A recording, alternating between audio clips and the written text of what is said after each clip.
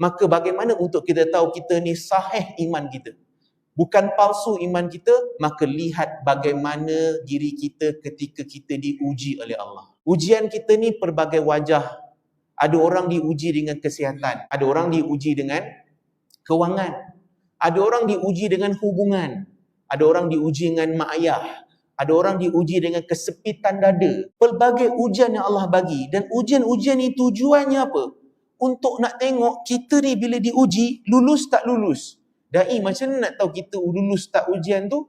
Ketika kita diuji, kalau kita makin dekat dengan Allah, lulus ujian. Tapi kalau kita diuji, kita makin jauh dengan Allah, maka itulah maksudnya kita gagal. Belum lulus lagi ujian tu, kena ambil ujian semula. Sebab tu kadang kita tertanya-tanya, kenapa aku diuji dengan ujian yang sama? Sama je. Daripada dulu sampai sekarang, ujian yang sama. Ujian kewangan je daripada dulu.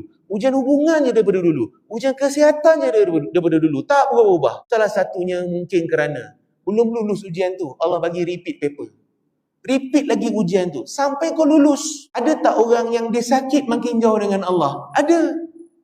Makin jauh, makin dia sakit, makin dia salahkan Tuhan. Ya Allah, kau ni kejam ya Allah. Kenapa kau bagi aku sakit ya Allah? Dia tinggalkan salat. Dia tinggalkan amalan.